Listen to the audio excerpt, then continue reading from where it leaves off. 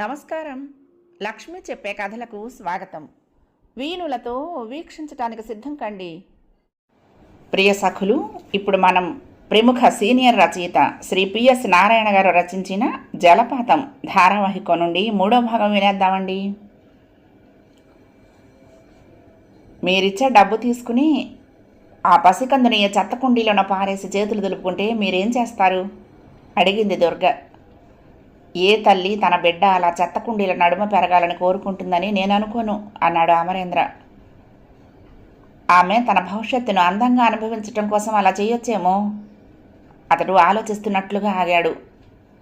ఇలాంటి సమస్య ఉంటుందని నేను ఊహించలేదు. మీరు చెప్పారు కాబట్టి అలా జరగకుండా ఏం చేయాలో ఆలోచిస్తాను.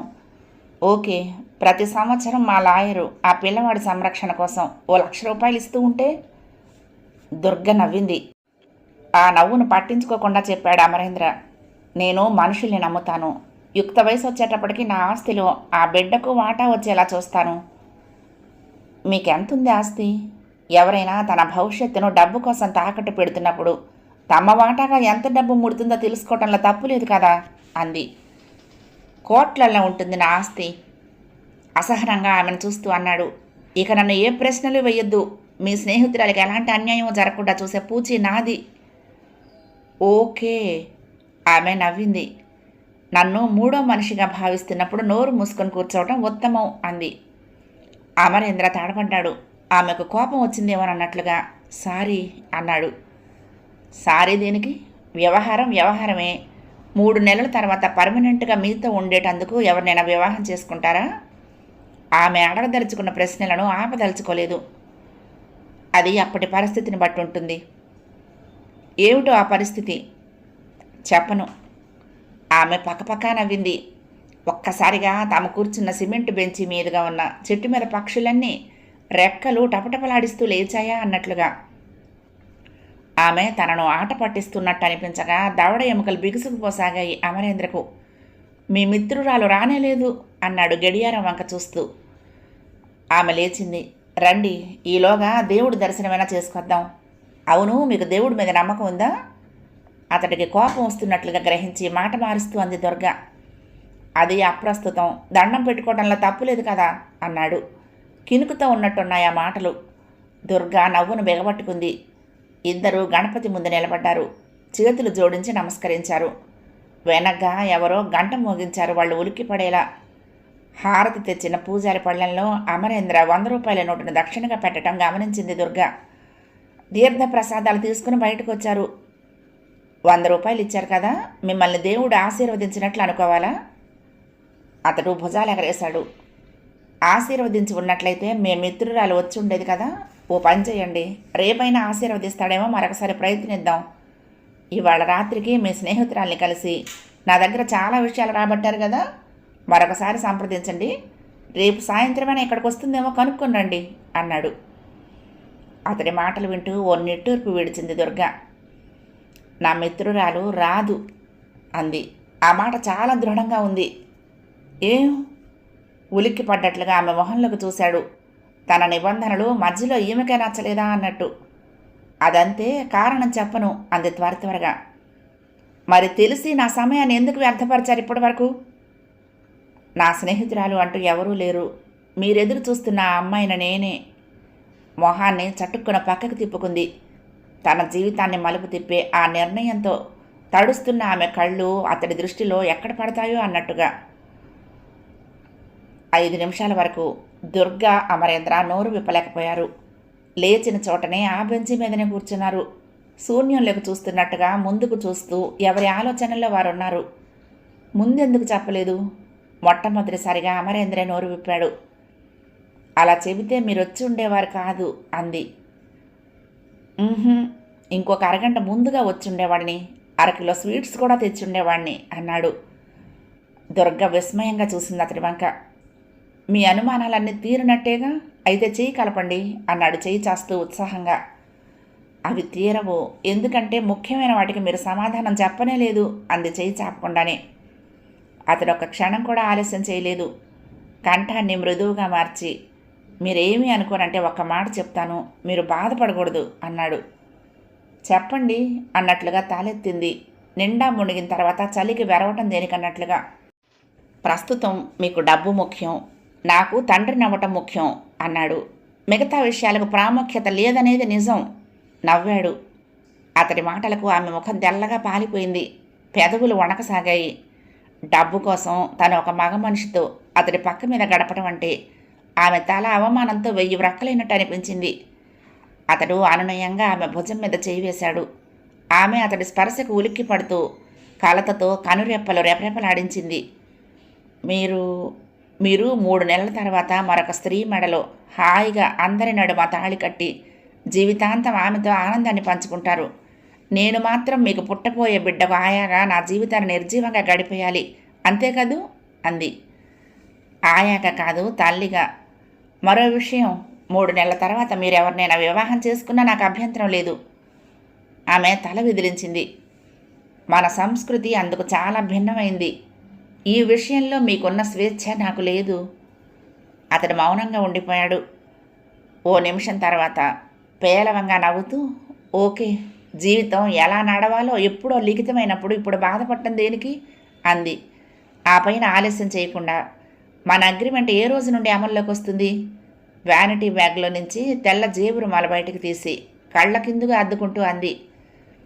7 కట్ల సవారీ కోసం ఎదురు చూస్తున్నట్లుగా ఉన్న తండ్రి 2 పూటలా పిడికెడు మెతుకులు తింటున్నా ఏ ఆనందమో సుఖమో లేకుండా జీవోత్సవాలా బ్రతుకుతున్న కుటుంబ సభ్యులు కళ్ళ ముందు కదులుతున్నారు. తన జీవితం ఎండి మోడైతేనే వాళ్ళందరినీ ఆనందంలో ముంచి తేల్చొచ్చు. ఆమె అంతర్మథనాన్ని గమనిస్తున్నట్టుగా ఆమెనే చూస్తూ ఉండిపోయాడు అమరేంద్ర చాలాసేపు. మీరు మనస్ఫూర్తిగా అంగీకరిస్తేనే అన్నాడు కాసేపటి తర్వాత. మీరిందాకనే చెప్పారు. నేనెందుకు అంగీకరిస్తున్నది? మనస్ఫూర్తిగా అనే మాటని ఇప్పుడు అనుకోవటం ఆత్మవంచనే అవుతుంది.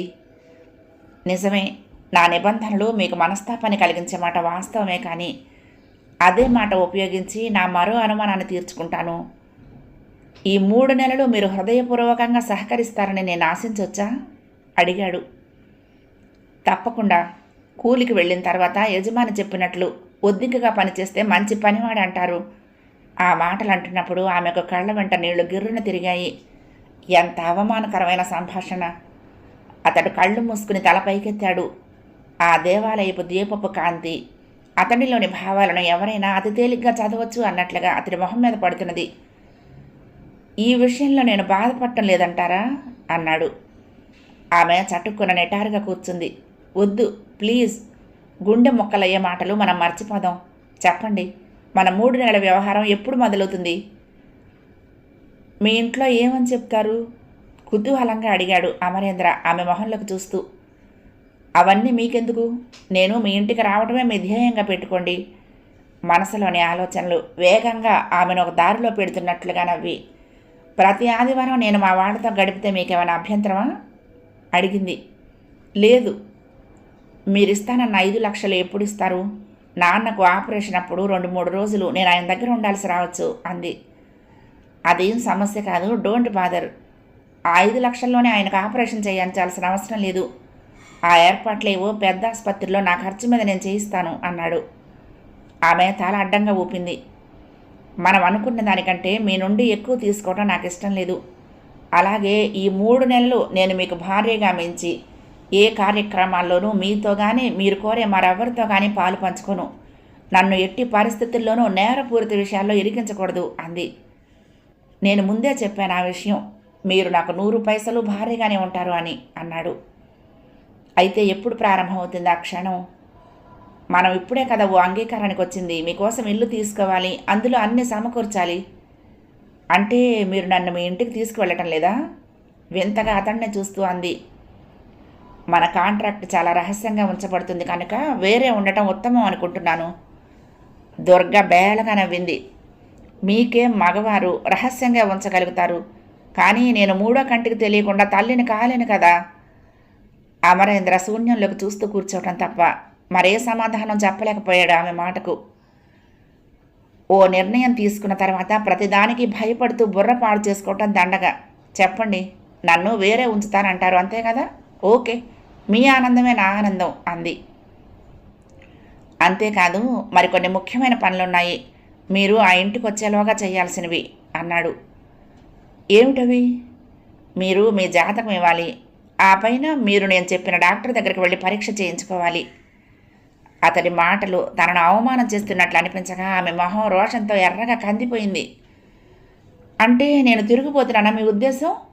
క్రుద్ధుగా అతడి మొహంలోకి చూస్తూ అంది. కాదు, మీరు తల్లి అయ్యే అవకాశం ఉందా లేదా అని తెలుసుకోవడమే నా ఉద్దేశం. ఆ విషయం డాక్టర్ చెప్తుందా, జాతకం చెప్తుందా? అతను నవ్వాడు. మీరు నన్ను అపార్థం చేసుకుంటున్నారు. నేను మనుషుల్ని వాళ్ళ మాటల్ని నమ్ముతాను. మీ శరీర నిర్మాణంలో తల్లి అయ్యేటందుకు అవరోధాలు ఏమైనా ఉన్నాయేమో వైద్య పరీక్షలో తెలుస్తుంది. దేవుడు మీకు ఆ శక్తినిచ్చాడో లేదో జాతకం చెప్తుంది. నాకు కావలసింది ముఖ్యంగా మీరు తల్లి కావటం. అందున ఈ 3 నెలల్లోనే మీరు గర్భవతి అవ్వాలి. గుళ్ళో ఎవరో గంట గణగణ మోగిస్తున్నారు. కానీ లోపం మీలో ఉంటే? ఆమెకు ఇబ్బందికరమైన ప్రశ్న అయినా తప్పిదన్నట్టుగా అడిగింది తల వంచుకొని. నిజమే, నా బుర్రకి ఆ విషయం తట్టనే లేదు. ఓకే, మీరన్నది నిజమే. మనిద్దరం ఒక్కటయ్యే క్షణానికి ముందే ఆ పరీక్షలు నేను జరిపించుకుంటాను.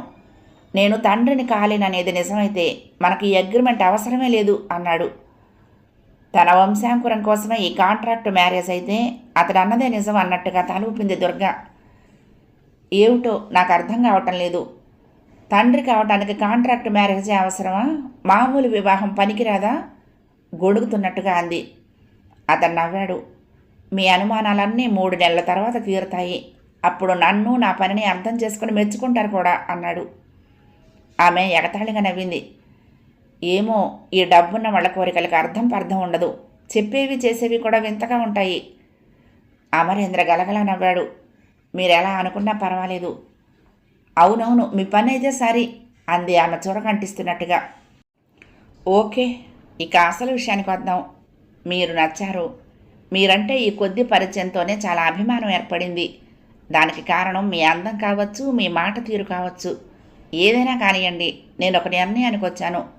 మన అగ్రిమెంటు అమలు జరిగినా జరగకపోయినా మీ తండ్రికి ఆపరేషన్ చేయించడం నా విధిగా భావిస్తాను. ఆ పని చేసి నన్ను నేను గౌరవించుకున్నట్లుగా తలుస్తాను అన్నాడు దృఢమైన కంఠంతో, మనస్ఫూర్తిగా ఆ బెంచి మీద నుండి లేస్తూ. ఆమె చటుక్కున తాలెత్తింది. అప్పుడు ఆ డబ్బును నేను అప్పుగా మాత్రమే అంగీకరిస్తాను. ఆమె కూడా లేచింది. ఇక వెళ్ళిపోదామన్నట్లుగా.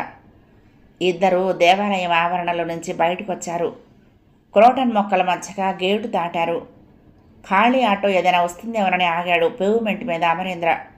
ఆమెను దాంట్లో తీసుకువెళ్ళి ఆమె ఇంటి దగ్గర దించి తన ఇంటికి వెళ్ళిపోవచ్చు. కారు తేలేదా మీరు? ఎవరైనా చూస్తారనా? అతడు కళ్ళు చిట్లించి ఆమె వంక చూశాడు. అవును, నా జాగ్రత్తలు నేను తీసుకోవాలిగా నవ్వాడు. 2 నిమిషాలాగినా ఖాళీ ఆటో అటు పక్కకు రాలేదు. అతడి ఆలోచనల్లో అతడున్నాడు. ఆమె అందం, అంగీకారం అతడికి ఆనందం కలిగిస్తున్నది. తను అనుకున్నది సాధించినందుకు మనసు తృప్తిగా హాయిగా ఉంది. ఒక పని చేయకూడదు? మీరు మీ రాకతో మా భవంతిని పావనం చేస్తే నేనెంతో సంతోషిస్తాను అంది ఆమె. ఒక్క క్షణం ఆలోచిస్తున్నట్టుగా ఆగి అలాగే అన్నాడు. తను ఎలాగూ ఆమెను ఆమె ఇంటి దగ్గర దించి వెళ్ళాలని అనుకుంటున్నాడు. 5 నిమిషాలు నడిస్తే సరి. ఎంతసేపు నిల్చుంటాం ఇక్కడ? మీకు కానీ నాకు కానీ తెలిసిన వాళ్ళు ఎవరైనా పార్కుకి వస్తే ఇబ్బంది కూడా. కాస్త ఎగతాళిగా అంది. ఇద్దరూ పక్కపక్కగా ఎక్కువ వెలుగులేని ఆ రోడ్డు మీద పేవ్మెంట్ కిందగా నడుస్తున్నారు. రామకృష్ణ మఠం దాటారు. నన్ను మీ ఇంట్లో ఎవరిని పరిచయం చేస్తారు అడిగాడు. ఈయన మీ 3 నెలల అల్లుడని పరిచయం చేయలేను కదా. మా స్నేహితురాలి అన్నయ్య నాకు పెద్ద జీతంతో వేరే ఉద్యోగం ఏర్పాటు చేస్తున్నారని చెప్తాను. త్వరగా తన ఆలోచనలకు ఒక రూపం ఇస్తున్నట్లుగా అంది. కొత్త ఉద్యోగంలో 3 నెలలు ట్రైనింగ్ అని చెప్తాను. వాళ్ళ హాస్టల్లోనే ఉండాలని, భోజనం కూడా అక్కడేనని చెప్తాను. ఆదివారం ఒక్కరోజే బయటకు వచ్చే వీలుంటుందని, మరీ అవసరం వస్తేనే ఫోన్ చెయ్యండి అని మీ నెంబర్ ఇస్తాను. ఆమె ఆ మాటలు చెప్తున్నప్పుడు కంఠం చాలా దృఢంగా ఉండటం గమనించాడు అమరేంద్ర. ఆనందం వేసింది. ఆ పైన జాలేసింది. ఆమె భవిష్యత్తు గుర్తుకొచ్చినప్పుడు తన అభీష్టం నెరవేర్చుకునేటందుకు ఓ ఆడపిల్ల జీవితాన్ని నలిపేస్తున్నాడా? మరు క్షణంలో రామచరణ స్వామి గుర్తుకొచ్చి తలంతా బరువెక్కినట్లయింది. తన జీవితపు సాయంత్రంలో ఆమె ఎర్రని అందమైన ఆకాశం అవ్వాలని కోరుకోవటం తప్ప చేయగలిగింది ఏమీ లేదు. ఆమె భవిష్యత్తుకు ఏ ఇబ్బంది లేకుండా అన్ని ఏర్పాట్లు చేస్తున్నాడు. ఆమె మరొక వివాహం చేసుకోకూడదని తానేమీ ఆంక్ష విధించడం లేదు కదా. ఆమె ముందు జీవితం ఆమె చేతిలో ఉంది. దాన్ని అందంగా మలుచుకోవటం మలుచుకోకపోవటం ఆమె ఇష్టం. అంతకుమించి తను ఆమెను ఈ విషయంలో ఎలాంటి బలవంతం చేయటం లేదు. నా జాతకం కావాలని మా నాన్నను అడిగారు అంది నోటికి చెయ్యి అడ్డు పెట్టుకొని పెద్దగా నవ్వుతూ దుర్గ. అంత తెలివి తక్కువ వాణ్ణేం కాదులేండి అంటూ అతడు నవ్వాడు. గాంధీనగర్ వైపుకు మలుపు తిరిగారు. తర్వాత 2 నిమిషాల్లోనే ఇదే మా ఇల్లు అంది సన్నటి సందులో నుంచి ఓ మేడ వెనక్కి తీసుకువెళ్తూ. 2 గదుల రేకుల ఇల్లు. వేడి తగ్గించేటందుకు అన్నట్టుగా ఆ రేకుల మీద ఎండిన కొబ్బరి మట్టలు వేసున్నాయి. వింజామరలు వీస్తున్నట్లుగా పైన చెట్టు మీద పచ్చటి కొబ్బరాకులు. లోపలికి తల ఉంచుకుని కాలిపెట్టాడు అమరేంద్ర. ముందున్నది చిన్న గది. ఆమె చెల్లెళ్ళు కాబోలు చదువుకుంటున్న వాళ్ళల్లా కొత్త మనిషి రావటంతో లేచి వెళ్ళిపోయారు లోపలికి. పేం చిరిగి ఉన్న పాత కుర్చీ మీద ఒక దిండు వేసింది. కూర్చోండి అంది దుర్గ దాన్ని చూపిస్తూ. మంచినీళ్ళు ఇవ్వమంటారా? ఫ్రిడ్జ్ వాటరా ప్లెయిన్ వాటరా? నవ్వుతూ అడిగింది. మీ ఇష్టం. ఆమె ఆ గదిలో ఓ పాత ఆల్మారా చెక్కతలుపు తీసింది. అందులో ఓ కూజాకు తడిగుడ్డ చుట్టుంది. ఈ నీళ్లు ఎంత తీయగా ఉంటాయో తెలుసా? ఆమెకు అతడు తన పరిస్థితిని గమనిస్తున్నాడనిపించినప్పుడు గుండె లోతుల్లో నుంచి నీరు కళ్ళల్లోకి చిమ్మింది. తల్లి ఒకసారి బయటికి తొంగి చూసి లోపలికి వెళ్ళింది. నాన్న పిలుస్తున్నారక్కయ్య. లోపల నుండి చిన్నపిల్ల కంఠం. ఒక్క క్షణం ఇప్పుడే వస్తాను అంటూ దుర్గ లోపలికి వడివడిగా అడుగులు వేసింది. మావయ్య, రఘువర్మ అంకుల్కి ఫోన్ చేసి చెప్పాను. అమరేంద్ర ఫోన్ ఎత్తిన మావయ్య కంఠాన్ని గుర్తించి అన్నాడు. ఏమంటున్నదిరా గుంటనక్క? రఘువర్మ అన్న మాటలన్నీ ఆయనకు చెప్పి బీపీ పెంచడం ఇష్టం లేదన్నట్లుగా. రేపు ఆదివారం విశ్వనాథాన్ని వివరాలిచ్చి మన ఇంటికి పంపిస్తానన్నాడు చెప్పాడు అమరేంద్ర. వాడేవాడ్రా మధ్యలో? ఆయనకేమైందిట? ఆయన మాట్లాడలేడా మనతో? విశ్వనాథం అంటే మన కంపెనీ ఆడిటర్ మావయ్య. ఆయన పెద్దగా నవ్వాడు. ఓ, ఆ త్రాష్టుడా? వాడు వీడి మేనల్లుడేగా. మీ నాన్నతో చెయ్యి కలిపి వ్యాపారం ప్రారంభించినప్పటి నుంచి వాడే ఆడిటరు. వాళ్ళిద్దరూ కలిసే మీ నాన్నను తోలుబొమ్మను చేసి ఆడించింది. నాకు బాగా గుర్తుంది. ఈ ఊరొచ్చిన మొదట్లో వాడు అద్దె కొంపలో ఉంటూ ఉండేవాడు. ఇప్పుడు వాడి ఇల్లు ఎలా ఉందో తెలుసు కదా. ప్యాలెస్ రా. ఒక్కటే అదృష్టం, మీ నాన్న సొంత ఇంట్లో నుంచి అద్దెంట్లోకి మారలేదు. అమరేంద్ర మాట్లాడలేదు. మావయ్య మాటల్లో అతిశయోక్తి ఉండకపోవచ్చు. సరేలే, వాణ్ణే రాని చెప్తాను. వాడు రాగానే ఫోన్ చేస్తే నేను శ్యామల వస్తాం అన్నాడు. రాత్రి 12 గంటలైంది. అమరేంద్రకు నిద్ర పట్టడం లేదు. దుర్గా, శ్యామల ఒకరి తర్వాత ఒకరుగా కళ్ళ ముందు తిరుగుతున్నారు. శ్యామలకు ఎట్టి పరిస్థితుల్లోనూ దుర్గ విషయం తెలియకూడదు. రామ్ చరణ్ స్వామి చెప్పినట్లు తన బ్రతుకు బండి ఇంకా 90 రోజులే అయితే తను పోవటం శ్యామలకు భరించలేని విషయమే అయినా తర్వాత కోలుకుని తన జీవితాన్ని సరిదిద్దుకోగలుగుతుంది. కాదు, వివాహమైన తర్వాత తను పోవటమే జరిగితే అది ఒక విస్ఫోటనమే అయ్యి ఆమె బతుకును ముక్కలు ముక్కలు చేస్తుంది. ఆలోచనల నడుమ కలత నిద్ర. దుర్గ అమాయకపు చూపులు, తనను వెంటాడే శ్యామల కళ్ళు. అతన్ని భూమి మీద లాగేస్తున్నట్లుగా ఫోన్ మోగింది. కళ్ళు గడియారం వైపుకు తిరిగాయి. సరిగ్గా 12 గంటలు. ఎస్ ప్లీజ్, అమరేంద్ర హియర్ అన్నాడు. పెద్దగా కోత కూసుకుంటూ రైలు వెళ్తున్న శబ్దం వినపడుతోంది. విసుగ్గా లేచి కూర్చున్నాడు అమరేంద్ర. రైలు పట్టాల పక్కనున్న ఇంటి నుంచి ఎవరో ఫోన్ చేస్తున్నట్లు అనిపించగా. సఫిల్గూడలో ఉన్న గణపతి కాదు కదా? చుక్ చుక్ ధన్ ధన్ అంటూ రైలు అతి వేగంగా పరిగెడుతున్నది. ఆ రైలు తన గుండెల మీదే పరిగెడుతున్నంత దగ్గరగా పెద్దగా వినపడుతున్న శబ్దం అతడికి చాలా విచిత్రంగా తోచింది. గణపతి ఇల్లు పట్టాలకంత దగ్గరగా లేదు. వింతగా ఆ శబ్దాన్నే వింటూ ఉండిపోయాడు ఓ నిమిషం పాటు అమరేంద్ర. ఏమీ అర్థం కాని వాళ్ళ. ఆ శబ్దంలో మార్పు. ఓ బ్రిడ్జి మీద పోతున్నట్లు ఝుక్ ఝుక్ ధన్ ధన్లు కలిసి హోరుమనే శబ్దం. క్షణానికి ఆ శబ్దం చెవులు పగిలిపోతాయా అన్నంత పెద్దదవుతోంది. ఫోను చెవికి దూరంగా జరిపాడు. అతడి తలెత్తి మరొకసారి గడియారం వంక చూశాడు. 12 పైన 2 నిమిషాలు. బ్రిడ్జి దాటిందన్నట్లుగా హోరు తగ్గింది, కానీ మరొక రైలు కూడా వస్తున్నట్లు శబ్దం పెరిగింది. ఇంకా పెరుగుతున్నది. 2 రైళ్లు ఒకేసారి పరిగెడుతున్నట్లు. ఒక్కసారిగా ఆ పరిగెడుతున్న 2 రైళ్లు గుద్దుకున్నట్లుగా అతి భయంకరమైన పెద్ద శబ్దం. చేతిలో సెల్లే పగిలి మొక్కలైపోతున్నదా అన్నట్లుగా. హాహాకారాలు, మనుషుల కేకలు, ఏడుపులు, గగ్గోలు. ఫోన్ ఆగిపోయింది. అమరేంద్ర భయంతో ఆ సెల్ వంక చూస్తూ ఉండిపోయాడు కొయ్యబొమ్మల. తెల్లవారి 7 గంటలైంది. వంట మనిషి తెచ్చిచ్చిన కాఫీ తాగుతూ టెలిఫోన్ నెంబర్ల పుస్తకం తీసి కావేరి అన్న పేరుకు ఎదురుగా ఉన్న నెంబర్ను చూస్తూ సెల్ నొక్కాడు అమరేంద్ర. నిమిషం తర్వాత డాక్టర్ కావేరి హియర్ అన్న మృదువైన కంఠం వినపడింది. నేను అమరేంద్రను. హాయ్, తెల్లవారుతూనే ఏమిటి అనుకోని పిలుపు? ఒక క్షణం ఉండు. అరే యార్, అది సంగతి. బయట అంతగా మబ్బులు పట్టి వర్షం వచ్చేలా ఉంది అంటే నువ్వే కారణం అన్నమాట. సరే కావేరి, నీ వయసు ఎంత? నీకంటే 6 రోజులే చిన్నలే. పెళ్లి సంబంధాలు చూడటానికా? ఎండి అయితేనే కానీ సంసార కోపంలోకి దిగనని మా ఇంట్లో ఖచ్చితంగా చెప్పేశాను. అనవసరంగా నీ టైం వేస్ట్ చేసుకోబోకు. శ్యామల ఏమంటున్నది? అడిగింది కావేరి. శ్యామల పేరు వినగానే తడబడ్డాడు అమరేంద్ర. తను కుదురుగా ఇంట్లో కూర్చుని వంట చేయటం నేర్చుకుంటున్నది అన్నాడు. ఏం కోపమా నీతో షికార్లు కొట్టడానికి బయటికి రావటం లేదని? ఆ వచ్చే రోజులు ఎలాగో ముందున్నాయి కదా అని నేనేం తొందరపట్టలేదులే అన్నాడు. రాముడు మంచి బాలుడిలా అన్నమాట. సరేలే కాని కావేరి, చీవాట్లు పెట్టకుండా నాకు పని చేసి పెట్టాలి. ఆ పనేదో నేనే చేయగలిగిందని అర్థమవుతుంది కానీ చివాట్లు పెట్టాలా వద్దా అని నిర్ణయించుకోవలసింది నేను అందామె. కావేరి తండ్రి అమరేంద్ర తండ్రి చాలా సన్నిహిత మిత్రులు. ఒకళ్ళింటికి ఒకళ్ళు తరచూ వస్తూ పోతూ ఉంటారు. పెద్దవాళ్ళలాగానే ఒకే వయసులో ఉన్న అమరేంద్ర కావేరి కూడా అతి సన్నిహితంగా ఉంటారు. కావేరి, నువ్వు ప్రజాసేవ చేస్తూ మంచి పేరు తెచ్చుకున్న గైనకాలజిస్టు కాదు? జోకులేవోకు, నేను ప్రాక్టీస్ పెట్టి 2 ఏళ్లే అయ్యింది అంది కావేరి. అనుభవం ఎన్నాళ్ళు అనేది కాదు ప్రశ్న. ట్రీట్మెంట్ ఎలా ఉంటుంది, హస్తవాసి ఎలా ఉంటుంది అనేదే ముఖ్యం. అలా అని నీలాంటి మిత్రులు డప్పు కొడుతున్నట్టుగా విన్నాను అంది పకపక నవ్వుతూ. సరే, ఇంతకు నేను చేయాల్సిన పని ఏమిటో చెప్పరాదు అంది. నేను ఓ అమ్మాయిని నీ దగ్గరికి పంపుతాను. ఆ అమ్మాయికి ఇంకా పెళ్ళి కాలేదు. అవునా? అయితే అదృష్టవంతురాలన్నమాట. సరే, ఇంతకీ ఆ అమ్మాయిని నేనేం చేయాలో చెప్పలేదు. కొంపదీసి అబార్షన్ లాంటిది ఏమైనా చేయమని చెప్పవు కదా? ఛా, అలాంటిదేం లేదు. పెళ్ళైతే ఆ అమ్మాయికి పిల్లలు పుడతారా లేదా అనేది పరీక్ష చేసి చెప్పాలి అన్నాడు. వాట్? పెద్దగా అరుస్తున్నట్టుగా అంది కావేరి. బుర్రని పురుగు ఏమైనా తొలుస్తున్నదా నీకు?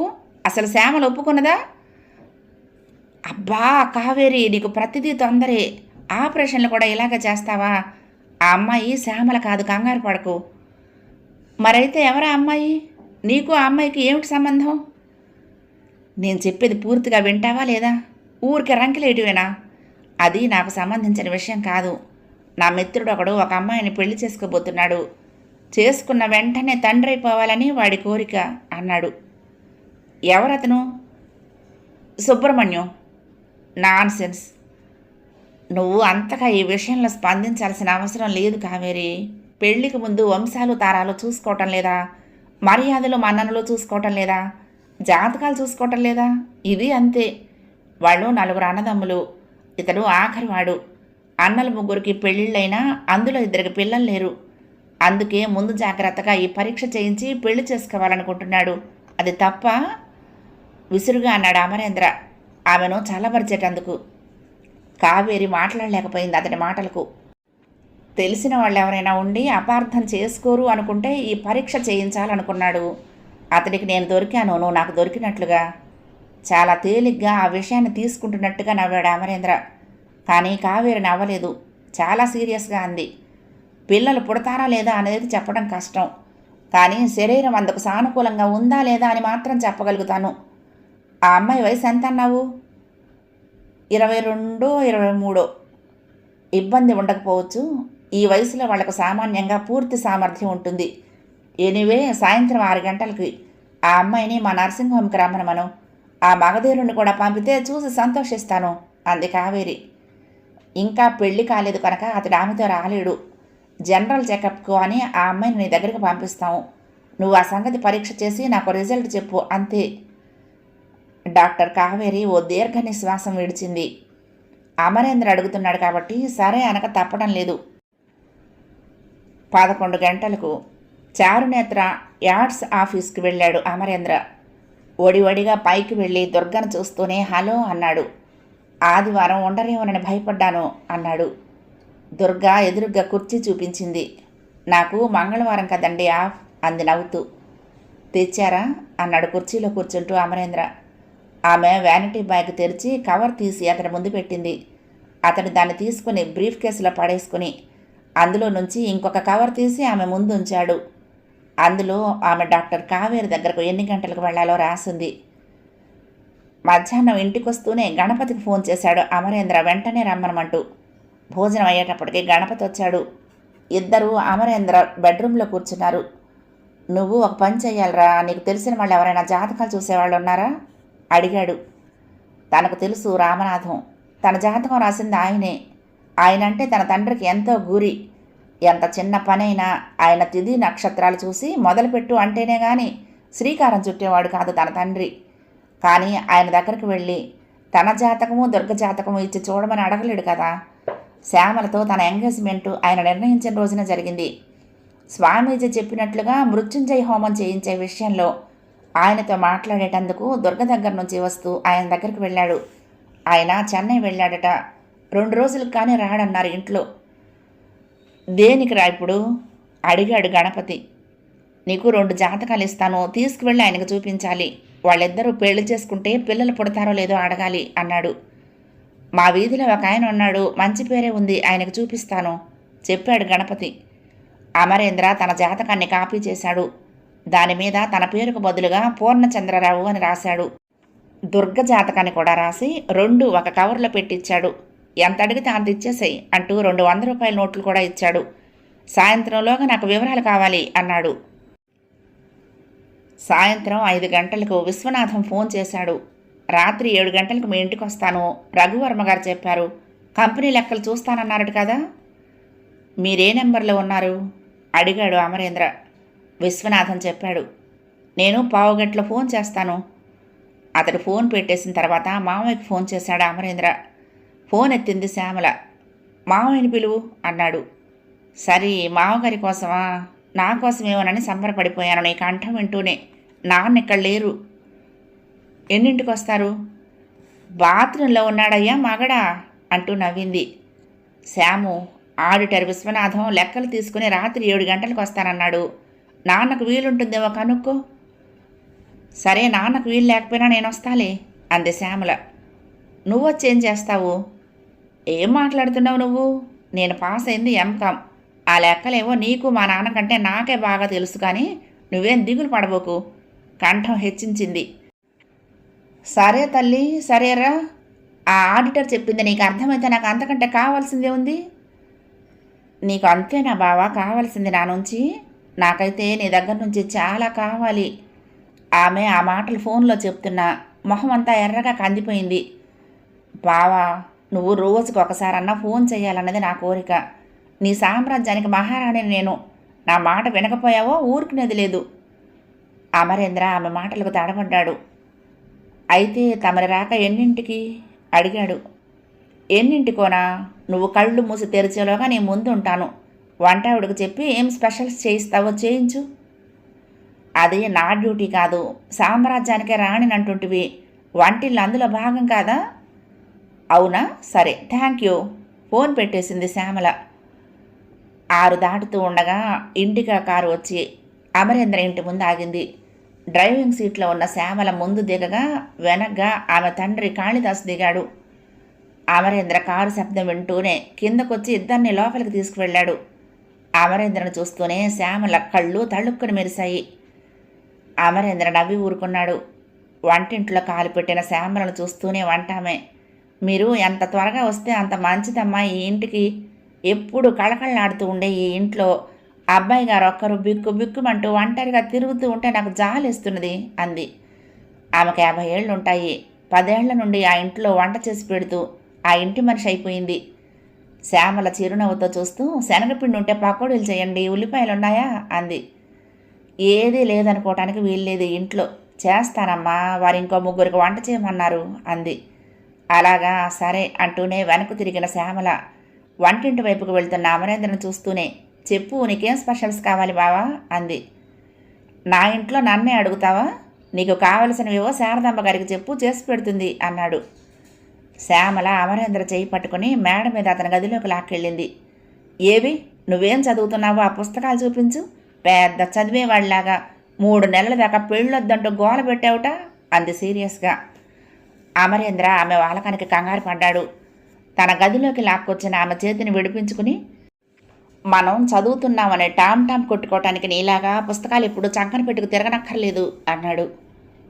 ఆమె 2 చేతులు ఎత్తి అతడి భుజం మీద వేస్తూ, ఏవమ్మా, ఎక్కడున్నాయి పుస్తకాలు నా దగ్గర అంది మురిపంగా నవ్వుతూ మూతిని అటు ఇటు తిప్పి. గాబరా పడ్డాడు అమరేంద్ర. ఏంటిది, మామయ్య ఉన్నాడు అక్కడ. మనిద్దరం ఉన్న చోటికి వచ్చేటంత తెలివి తక్కువ వాడేం కాదులే నాన్న అంది కళ్ళు చికిలించి అమరేంద్ర ముఖంలోకి తదేకంగా చూస్తూ. 3 నెలలంటే నాకు 3 సంవత్సరాలాగా కనపడుతున్నాయి బావా అంది గోముగా. చిన్నగా ఆమె చేతుల్ని భుజం మీద నుంచి తీసేస్తూ, పెళ్ళయ్యేంత వరకు పిచ్చి వేషాలు వేస్తే ఊరుకునేది లేదు అన్నాడు సాధ్యమైనంత నెమ్మదిగా. వేస్తే ఏమవుతుందమ్మా? వీపు చిట్లుతుంది. ఆడపిల్లను నేను చెప్పాల్సిన మాటలన్నీ నువ్వు చెప్తూ ఉంటే నువ్వు చదివే చదువు నీ బుర్రని ఎంత పాడు చేస్తుందో నాకు అర్థమవుతుంది. కోపంగా చూస్తున్న శ్యామలను అక్కడే వదిలేసి కిందకొచ్చాడు అమరేంద్ర. అప్పటికే విశ్వనాథం వచ్చి కాళిదాస్ ఎదురుగా కూర్చుని ఉన్నాడు.